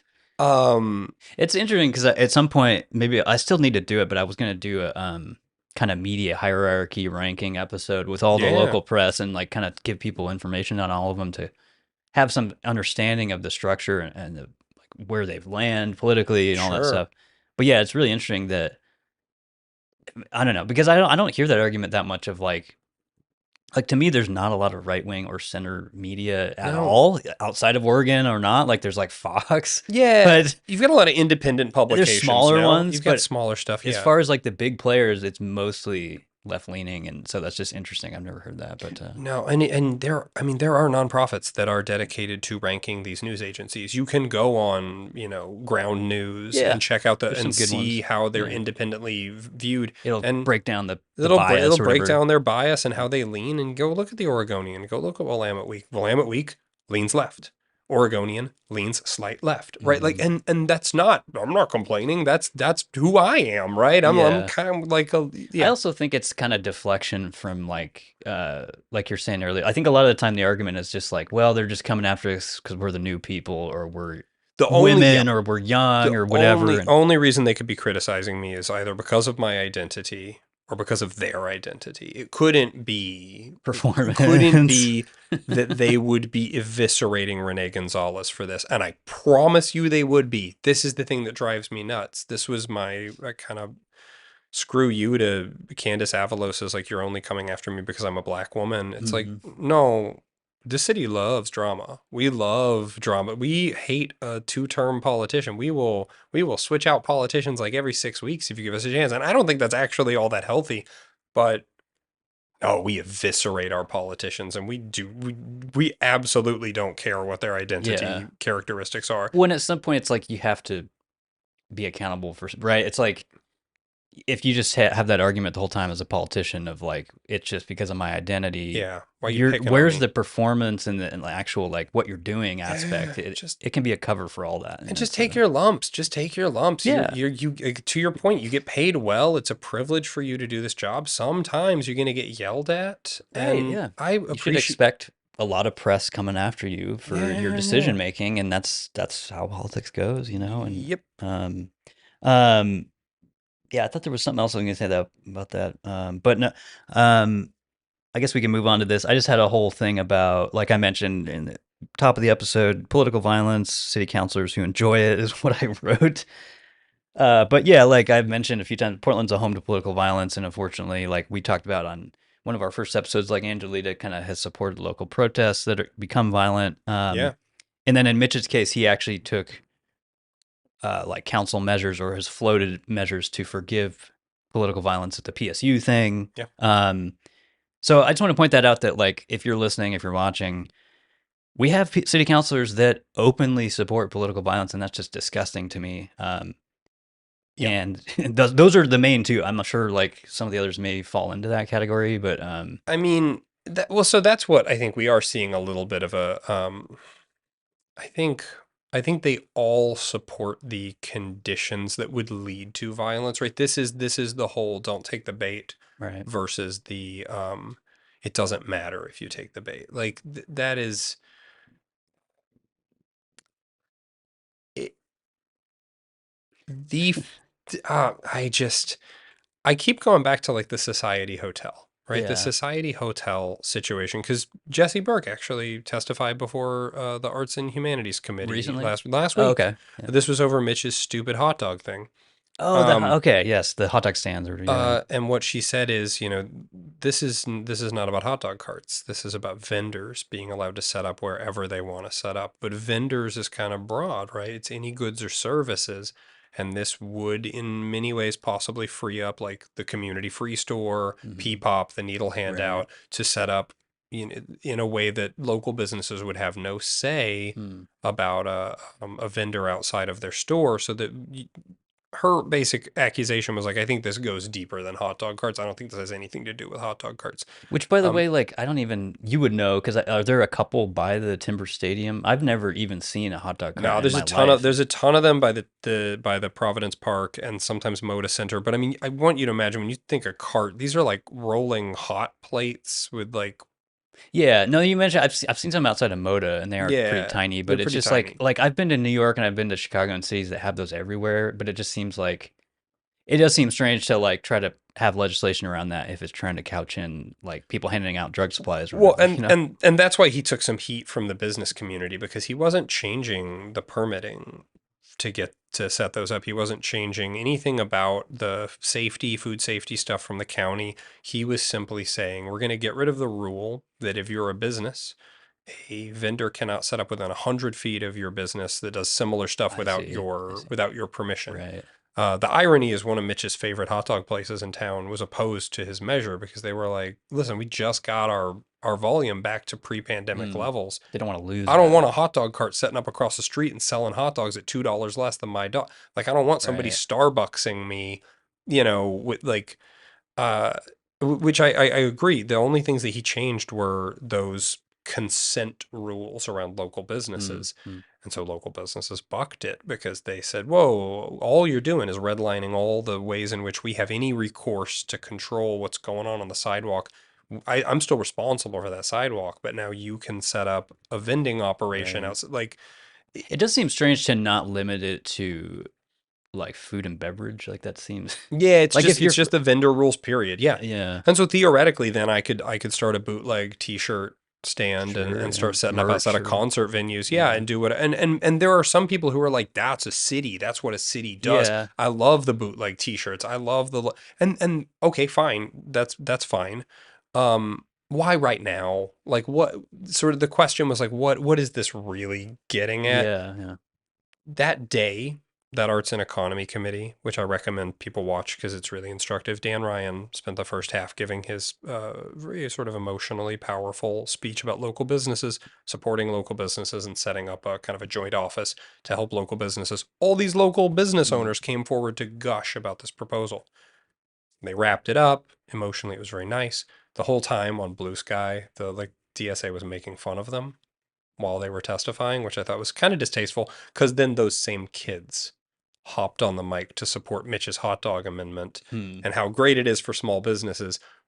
The small business community pushed back against that. And this is one of the things that Jesse Burke said is like, what is this hot dog thing actually about? Hmm. What is all this theatrics and the furries and the dude in the giant hot dog suit walking up to the dais? What is this actually getting at? And she mentioned the attack on her hotel, which was she tried to get somebody to get a permit for something, Hmm. but that person was affiliated with Rose City Antifa, and they wanted to get back at Jesse Burke. So what did they do? They sicked a pro-Palestinian protest on her over a permit. Like, this is just a local business getting harassed. That stuff turned violent. They Yeah. assaulted a pregnant woman, Hmm. right? Uh that could have turned much more violent. Yeah. And this was, I mean, this was absolutely at the encouragement of Angelita Murillo. This is something that Eric Zimmerman pushed back against, but people didn't want to touch it because it was icky. And I don't, Well, I just yeah, to me it's just important to like and I don't know. I don't really give a shit how people feel about me talking about Charlie Kirk, but after he was assassinated, Keith Wilson put like a story out that was just condemning violence. I Yeah. think the governor did too. Yeah. But what my red flag raises when I start to see counselors like Angelita, like anytime you see political violence bad, but like you need to start Yeah. recognizing that and say that's not really, Probably stop at the butt. Probably yeah, stop that's before not the butt. really like a Stop before the butt. Yeah. condemnation. Yeah. It's And yeah. you hear that a lot from her and other people like Mitch, and it just, if you can't if you can't easily condemn political violence, there's something wrong there. Yeah. No. And you're right, Mitch. And that's, I don't know, kind of the theme I was trying to get at. And yeah. No, you're right. Mitch went out of his way to be like, hey, political violence bad. But Charlie Kirk was a horrible human being, and I think we all know that. And I just want to state one more time that he was just the worst. And that's a like, yeah, one like it really, it's a little bit of a cowardice because you can't come out and say like, I think there's some people that should probably die. Like you can't come out and say that. Yeah. They will on Blue Sky under anonymous accounts. They'll Yeah. absolutely come out and say, yeah, I think there's like a significant portion of the population. I don't know, 3, 4, 5%. I mean, they're just chuds and they gotta go. But like a city councilor can't say that. And so then that's what they do is they both sides of their mouth again. Right. They go, oh yeah, political violence bad. But like, come on, Right, I didn't like right. that guy. I didn't like that. You don't need to like him. I don't like. And you don't even need to comment. Like if you have opinion on him, to me, it's just like if you're a politician, and that's what I was saying, Keith, and I think Tina Kotek did. It's just like just say violence is bad. Like Yeah. that's probably how most of us think. Hopefully, That is how the majority of people think. so it's like just leave it at that. I don't know. I just feel like I said, Portland's such a home base for this stuff, and I think a lot of people they want it. They want the violence, and I'm tired of. I've lived here for 20 years, and it's just. There's a lot of forms of protest that don't involve that. And you don't even need to be protesting to engage in some of this violence. And like, that's why I brought up Mitch's thing of he's taking this political route of like trying to, I don't even know what happened with his PSU thing, but he was trying to leverage like an agreement with them or something. He gave a speech. So they had a pro-Palestinian rally on campus. He and Tiffany Koyamalain showed up to support it, and he gave a speech where he said, PSU needs to drop the charges against these students. And if they think I'm messing around, they don't know me because we have power on city council now. And then here in the next year or two, they're going to come to council and they're going to be looking for money for this new performing arts center. Yeah. And if they think we don't have the power to absolutely sabotage that, then they don't know socialists because we get the goods. And the whole crowd adoringly cheers and it gets covered in the paper. And then PSU coincidentally a couple of days later drops the charges, and they're very clear that it had nothing to do with what Mitch said. Oh, wow. Okay. I never heard that follow up, but yeah, I don't know. I just want to make it, if people do a double take on what Max just said, to me, that's like you're blackmailing to excuse political violence at a political level. And that's disgusting. You're saying if my friends come and trash your campus, or if they try to de-arrest people who are trashing your campus, or they spray paint on your buildings, and you want to press basic charges, which again, yes, it's an institution. It's a public institution. You shouldn't attack public institutions. But it is also, if we just set aside that it is an institution, that's a victim of a crime. You have a right as the victim of a crime to seek justice in the court system. If I'm an elected official and I'm coming to you and I'm saying, Andy, I don't think you should pursue these vandalism charges against my friend. And if you don't think I can't make you pay if you pursue vandalism charge, oh, you don't know me. That is that's intimidation. That's witness intimidation. Right. That is a federal. You cannot do that. And like you said, you're also removing the kind of the criminal justice recourse for those victims. You're saying saying you don't have an option here because I'm a politician and I want to fucking and it's like it's a kind of a Trumpy thing or like a mobster thing. Sure. It's like, hey man, you can do whatever you want, but I wouldn't. Yeah, and I'd remember might mess who with your I am money before you. Yeah, that's it. And so Mitch was super sensitive to being compared to Trump on this because people were like, he threatened a public university if they didn't do what he wanted. That kind of seems really familiar. He was livid at the idea that anybody would compare him to Donald Trump. How dare you? That's a strong man, and and I was like, yeah, buddy, like, yeah. But like, you belong to a political party that supports Right. Maduro's regime in Venezuela. Hmm. You're down with that. Like, Yeah. that's Yeah, I was gonna say, and just to, this guy's name is Mitch Green. He's up for election next year. And yeah, and these are people that support political violence. I just think it's disgusting. And yeah, I was gonna say the DSA as a whole is my opinion. Maybe you can, have your take on it, but I think that they, as a group, discriminate against federally protected classes, including religion, race. yeah, And I'm mostly talking about the anti-Semitic stuff. I don't even know. There could be other things, but there's plenty. they do that openly as a group, and that's Yes. federal law, state law. That's pretty disgusting behavior to me. So Yeah, no. And again, it's this fatigue that sets in. I kept thinking, okay, cool, October 7th happened, they celebrated it, and there was a mass exodus. There was a mass exodus from the DSA. High profile members quit, celebrities left the organization over the hateful rhetoric. This one, we're not talking about October 8th, we're not talking about October 9th, we're not talking about bombs dropping over Gaza. We're talking about October 7th. Mass exodus of members over their grotesque statements. And I thought, that'll do it. That'll knock them off. Right, Oh, right. that's going to do it. And then we're how many years later? Right. And it's just been one event after another. Again, I could stack the bullet points Mhm. of reasons why this is a horrible organization who have just disgusting politics, but nothing seems to be, it's just nothing's getting through Yeah. to people. Well, and I was gonna say I get it. Like if there's a lot of pro-Palestine. I sometimes call them pro-Hamas people, but there's a lot of those folks out there, and I'm not even disagreeing with that necessarily. I'm just saying, Well, as an organization, if you're discriminating on protected classes like that, that's not good. Those that's are it. not good people. No, that's know? that's that's it. That's it exactly. And honestly, you're breaking the law in a lot of ways. So, Mhm.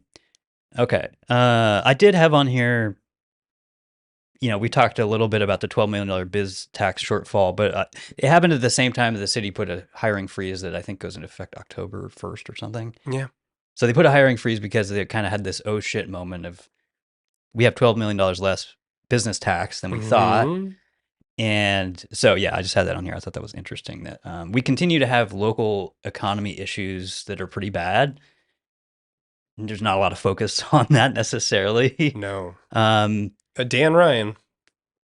yeah, he is. He's focused on that stuff. I know he also floated his exit interview thing with businesses, which Yes. I think is a good idea. I would say with his stuff, including like the business office, it's like you got to do a cost benefit analysis of how much that stuff costs, and Oh, for sure, for sure. but we need more focus on it. But I would say just rhetorically, right? If you look at that 16 million missing, if you look at the 20% haircut to the Portland Children's Levy, if you look at all of the things, the budget for parks, the budget for, like, if you think, if you're falling for this idea that the DSA is the progressive group of counselors and that everybody else is kind of moderate to center right and that we are moderate to center right, and and I think according to, I think it was Mitch Green, Portland is actually, oh, it was according to Mitch Green, Portland has actually been run by centrists and moderates for decades. This has been a centrist and moderate controlled city, and that's what's wrong with it.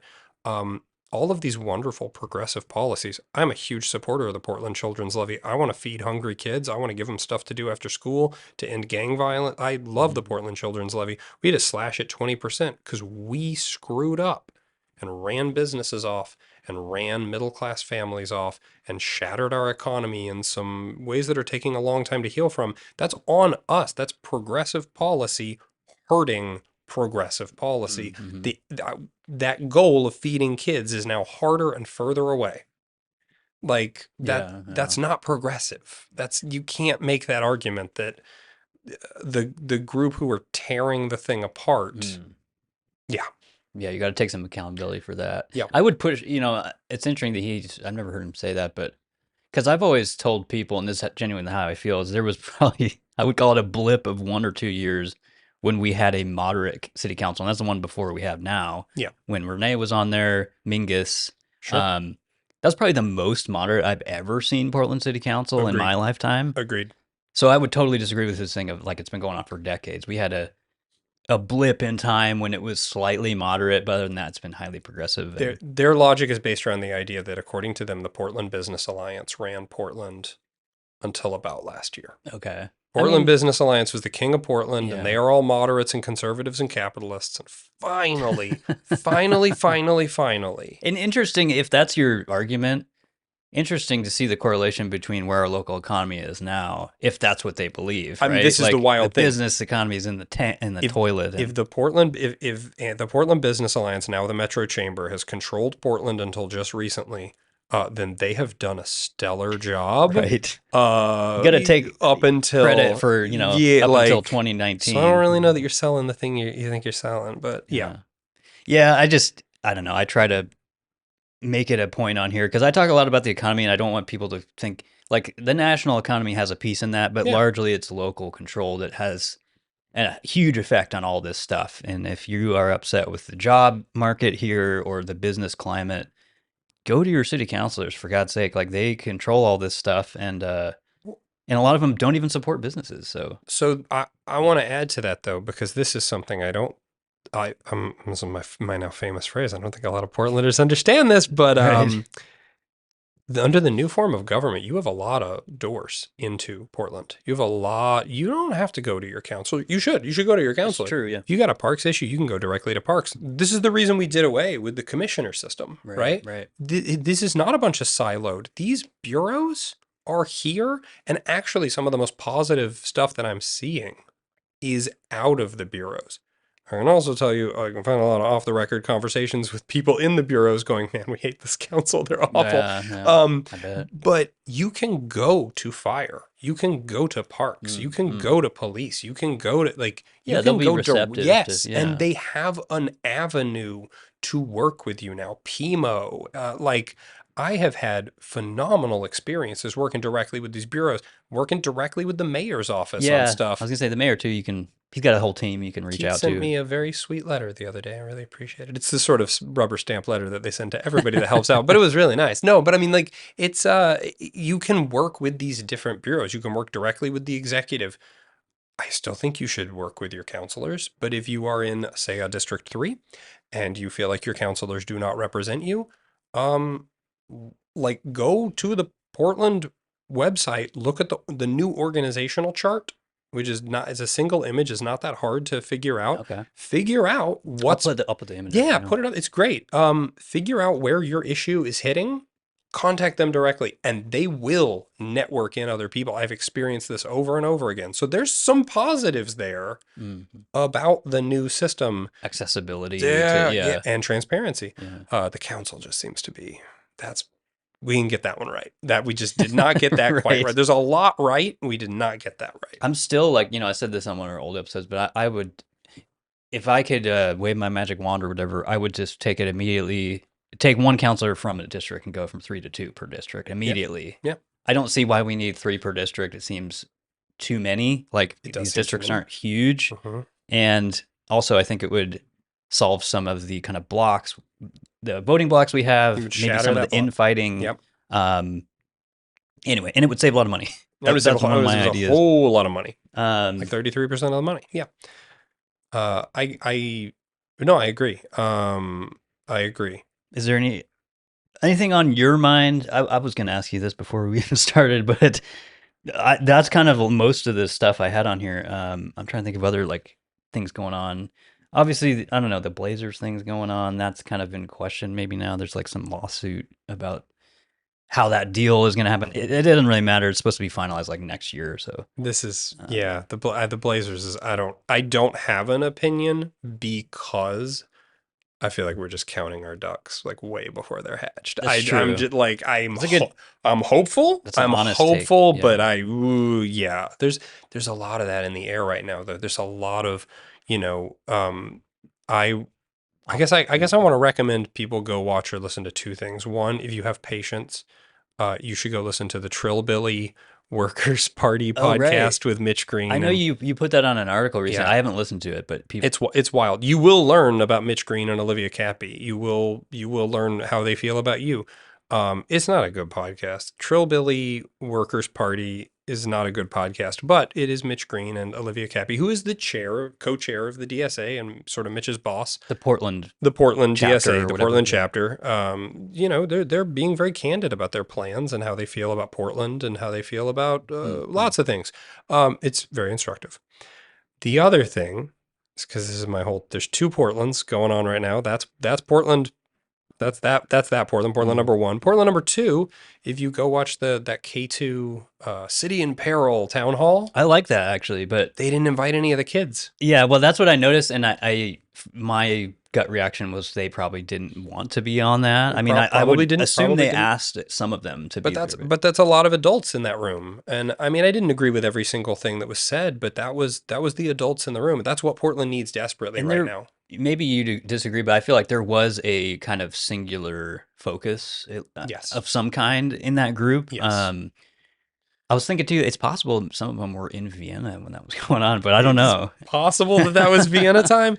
It was fine. I mean, that those are the adults in the room, though, right? Our single best county commissioner was there. The mayor was there the mayor was there. Half of it, I think, or something. Two of our stronger members of city council were there, right? You had police presence, you had business presence, you had community presence, you had there was a little bit of everybody in the room. And again, I didn't agree with every single thing, and I think some of them are still viewing Portland. It's their job, I think, to be a little hopeful and rosy. But the question was asked, is Portland heading back in the right direction or not quite there yet? And everybody raised their hand except for Schmautz, the police union president.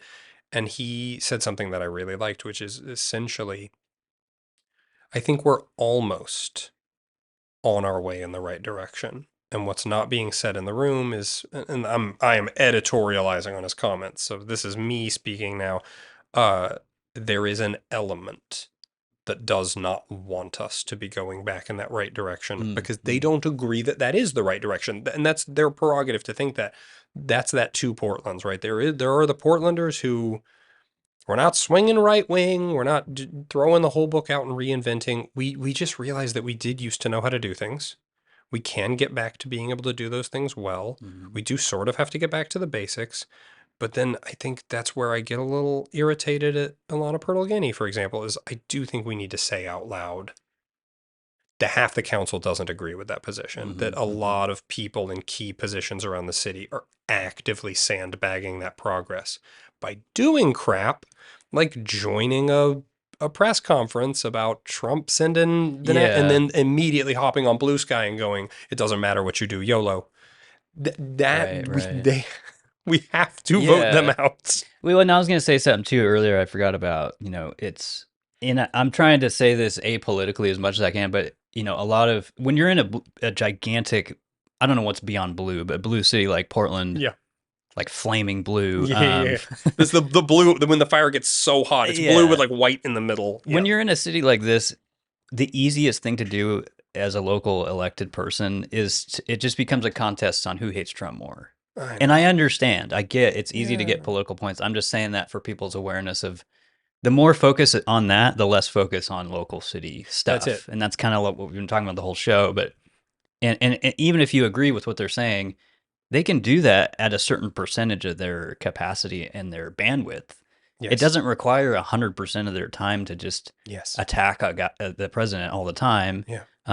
We have issues here that they could be focusing on, and it just steals time away from that. So that's all I was going to say about it. But this is Mitch Green's repeated defense, and you're going to hear DSA members say it a lot when they testify.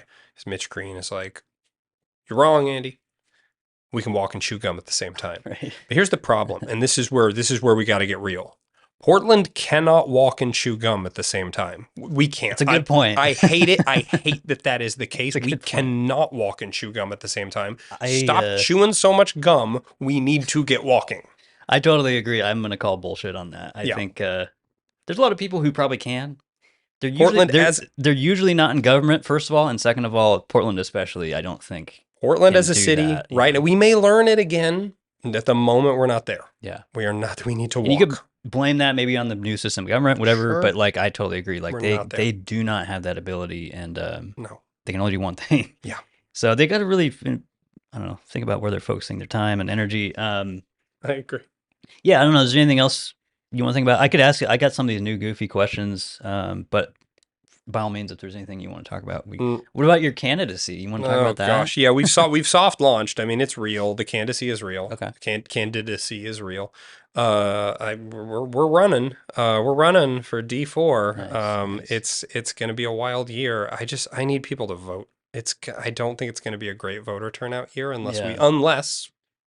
we really get the vote out. I think there is a hunger for change, but there's also just a frustration. And so I think that's kind of what we've been talking about is a lot of the stuff I'm going to be running on. It's the walking and not so much the gum chewing. We're going to walk so that we can run, right? We're like, I think Steve Novick asked a really interesting question of Keith Wilson back during the budget. Keith Wilson categorized his budget as a back to basics budget. Novick, sort of being the little fencer that he is, was like, well, that implies that there are some things that we're doing that are not essentials. What would you say those things are? And Keith a little bit backpedaled on that, and I wouldn't. I would double down on that. Something that happened at that K2 town hall that I really liked. I want to say it was Andrew Hohen who said, we need to acknowledge that there's a bunch of crap we're doing that's extra. And it does unfortunately have to go. Anything we set up with ARPA money during the pandemic, done. It has to be. It has to be done. We have to make some cuts that are not going to feel nice and they're not going to feel cuddly, but they are for progressive reasons. They are so that we can maintain these policies that are crucial. Deliver on those. Yeah. What is a city for?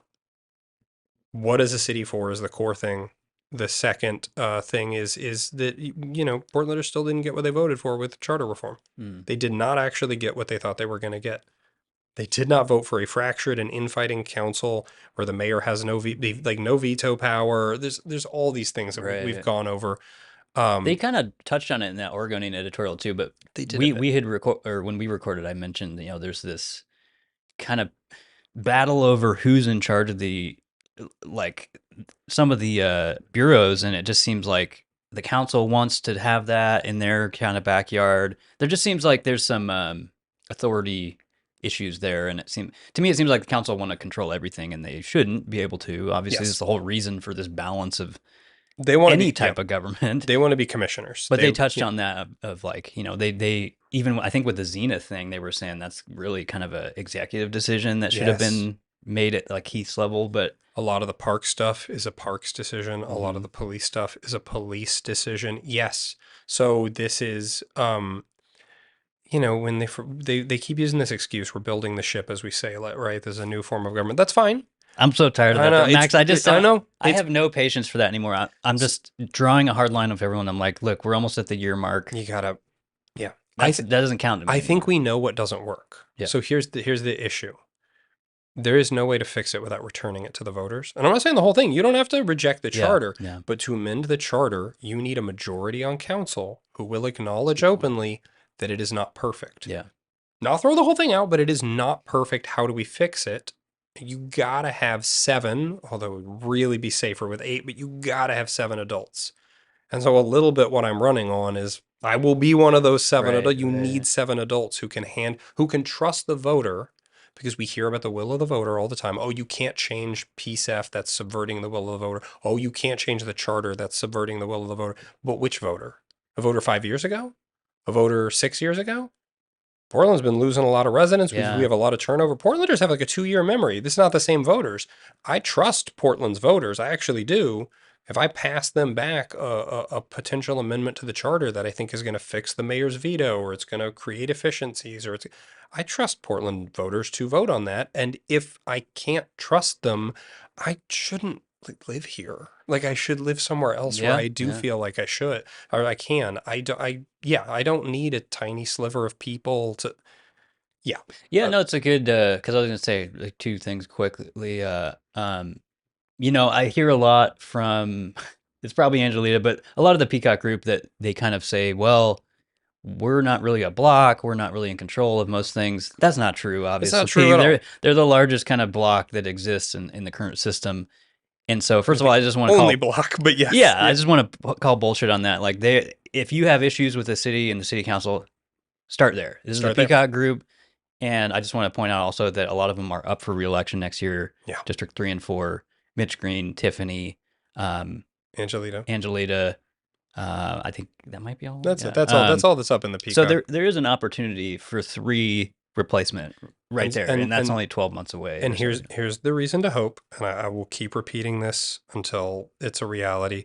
We do not need 12 sane and rational counselors. This is Portland, Oregon. You're never going to get 12 sane and Right, rational. right. And that's sort of the beauty of this crazy Kind little of city. keep Portland weird and all that. Yeah, Yeah, hell yeah. I'm fine with the DSA. I mean, I can't stand the DSA. I think they're a hate organization. But like, if there's a DSA counselor, there's a DSA counselor, right? There's a counselor who's like a flat earther. I don't know. The voters voted him in, man. Right. I don't know what you're going to do with that. But like, you need 7 adults. Yeah. And it's not that hard. We're pretty close. We've got 5.5. I'm sorry, Steve, you're just not reliable enough. I'm sorry, you're just not reliable enough. Yeah. You need 7. You just need 7. We got to get Mitch out and Tiffany or Angelita. You don't even need to get both. Oh man. That would uncork some. Yeah. Yeah. Because when you have this block that, in my opinion, is just kind of standing in the way of a lot of this Yes. progress that we're talking about, you disrupt that at any level and you'll start to see some real change in the city, you know? And If we got one of those 3 out, it would make a huge difference. If we got 2 of them out, I mean, that is a victory like for Portland. jackpot That is, around. I will Well, and try to guess- throw a parade. And guess what, Max? You know, like we were talking about, 2 of those 3 that are up for re-election, like I said, support political violence. So that's a pretty easy vote, in my opinion, to I just agree. not allow them to be in office anymore. I so. agree. Yeah, I don't know. Is there anything else? I can go through some of these if you want. I was going to mention too. We don't talk about this a lot on the air or whatever, but I randomly, like, I'll get back into Duolingo and I started doing Japanese, and I saw you're on there, and you have like a crazy high ranking for. You've been learning Japanese for a long time. I'm done. I'm done with Duolingo. Okay. I'm done. I'm breaking up with them. I am Like at a company level, there's something they did or something. Well, it's just they've changed. Yeah, you need to pay for the app now. Yeah, You need to. there's a lot of ads, and that's stuff. okay. You need to pay. If Duolingo works, if you pay for it, it used to kind of work if it's free. Now it's fake. It's like Amazon does this thing where they're like, "Hey, you can pay to watch Amazon TV shows with ads, or you could pay us the real amount of money that we want. This is the real subscription." Yeah, I'm. It's fine. I'm dumb. But yeah, no, I was just impressed. I was like, I was in like dude. the 900 day range. Yeah. I was doing all right. I usually do. I did this with French during COVID as well, and I did it for maybe 3 months, and then I was just kind of dropped it. But it's fun, you know. No, I bailed before the 1,000 day. But I can't. The ads are too much. They keep changing too many features to try to. Again, just they're trying to do a customer burn, which I totally agree with the policies around. It's a perfectly fine business decision, but I am one of the ones that's getting burned off, and I get it. That's yeah. fine. I mean, if you've been doing it that long, I get it. That's fine. Yeah, I was gonna say, it's like I've been watching these. A lot of these Japanese travel things. There's like people that live in Japan and will just go to like some of the micro hotels and stuff. And the funny thing is, like, I love it. I would love to. I've never been, but my issue is anyone who's been on the show, I love wearing shoes. Yeah. And they're a very shoes off culture. Like a lot of these hotels make you take your shoes off, and that's the only thing. You get the little slidey house shoes. I know they give you slippers everywhere. All sorts of fun slippers. But otherwise, I want to go there really bad. Yeah, it's the shoes. I like it. It's a culture that cares a lot about the optics of cleanliness. Yeah, it's interesting because I've learned, I've heard for years recently about their declining birth rate and all that stuff, but from watching people who live there, so much of the stuff is automated because they have nobody to like staff stuff. So there's a lot of vending machines, a lot of automated like desks and kiosks. Yeah. And it's really interesting. It's a lot of self-serve. Yeah. And obviously completely different culture, but I can kind of segue into, I've been asking people, I'm guessing you like sushi. Yeah. Do you have a favorite sushi roll?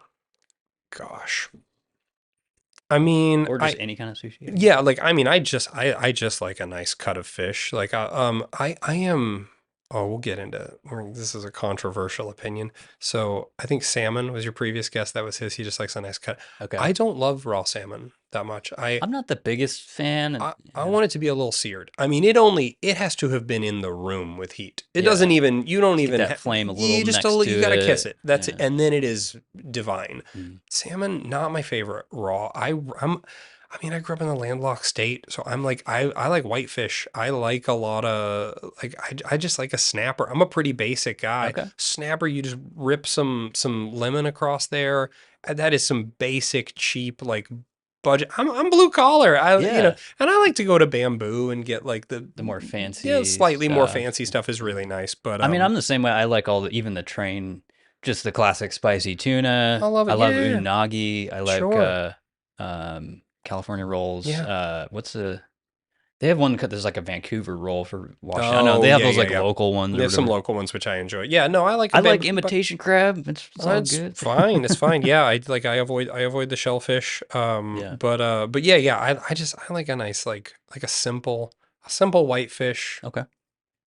Just a dash of lemon across there. It's nice. Fair enough. I'm trying to see if there's any like new ones in here I added, or I've been asking people, do you have a pet peeve, something that drives just something real stupid that, like I said, I like to keep my shoes on. That's one of mine when people, I have a whole system for shoes off households. I'll bring a clean pair of shoes and be like, this is my compromise. If you want me to take my Oh shoes yeah. off, I got a clean pair right You get a here. clean pair. Yeah. But This that's is a your pet shoe peeve of thing. That's mine. a pet peeve. The shoes. That's an interesting. I don't know. I mean, not that like comes to mind immediately. Okay. That's all right. No. Yeah. No. What about, I've been asking people, is there a creature or animal you're most afraid of? Could be a lot of people say spiders, but snakes, stuff like that. No. For me, it's definitely. I think like I'm a little bit gonna copy your previous guest. Mountain lions will mess you up. Yeah. Like I mean, I this is friend of a friend, but I had a close friend in college who lost his best friend to a mountain Are you lion. serious? Yeah, it was a pretty Jeez. high profile death in Washington a few years back. I say a few. It's probably like a decade and a half back. But yeah, I mean, that's pretty crazy no, though. it was Yeah. wild. Yeah. It was a wild scenario, and the mountain lion they were positive had been starving for a while and had just gotten desperate enough to the point that it was looking for like a smaller victim. But yeah, no, mountain lions I do not mess with. Yeah. Black bears don't bother me that much. I'm not that scared of them. Yeah. I'm a pretty outdoorsy. I mean, I grew up in Arkansas. Spiders, snakes, even things like water moccasins. They're you learn how to avoid this stuff. It's not that bad, but a mountain lion I will not mess with. That is Yeah. that freaks me out. Yeah. Yeah. It's always like, I haven't been doing it recently, but for a couple of years, in the past few years, I was hiking a lot with friends, and that's just something I always like ask them. I'm like, what if you encounter Yeah. something like that? Like, what the hell are you gonna do? It just seems terrifying. Like this will be very sad. Gators, alligators. Oh yeah. Oh yeah. Yeah. No, Because they're that's like immediate, that roll thing they do, the death roll or that's a whatever. hard no. That's a hard And no. yeah, I've only been to Do- Florida a couple times in my life, but they're like everywhere. I I do guess. not like them. Yeah, mountain lions, alligators. Okay. Yeah, I don't know. I think I've asked all the other ones. Like I've asked these of you many times. No, the Probably, peanut but butter and yeah, I keep coming back. is there any kind of like fun food stuff you're into right now? That I'm into. You're kind of right? culinary, right? I'm a little culinary. But no, not at the moment. Nothing. I've been cooking with a lot more ginger. I've been doing like a Okay. lot more like beef and ginger. Well, that sounds good. Yeah. It's just like simple. I cook simple meals with pretty normal ingredients. I don't get that fancy when I cook. I like to go to a restaurant and have like a nice meal cooked for me. That's a whole experience. But when I'm cooking at home, it's like it hits all the basics and it's seasoned well, but Yeah. it is sort of meat, vegetable, It's like starch kind of rudimentary, stuff. yeah. Yeah. It's very Okay. simple It's all stuff. good. Yeah. All right, cool, man. Yeah, I don't know. Is there anything else you want to talk about before we wrap it up? I think we're good. I think we're good. Yeah. Cool, Yeah. man. Yeah, we'll have to something maybe at the end of the year or something. We can finally rewrite I them. want to say actually maybe there's a good chance. Isn't there the levies on this November, right? Yes. There's the one Yeah. Parks levy, right? There's Yeah. Parks levy, Yeah. and I oh yeah, that's. I mean, we don't have to talk about it long because I don't have anything to say yet. I just wanted to put it on people's yeah, radar and stay on your radar, and I will have a lot of comments on that. I was telling people too, I'll probably do an episode with Eric Fruits, the local economist. I always like to do anything that's on the ballot like that involves money. I'll probably do an episode on that, so stay tuned for that. But yeah, that's going to be it's coming up. That's going to be a big thing. Yeah. All right, cool, man. Yeah, thanks right. for doing this. Yeah, and, of course. Always welcome back. Yeah, thanks.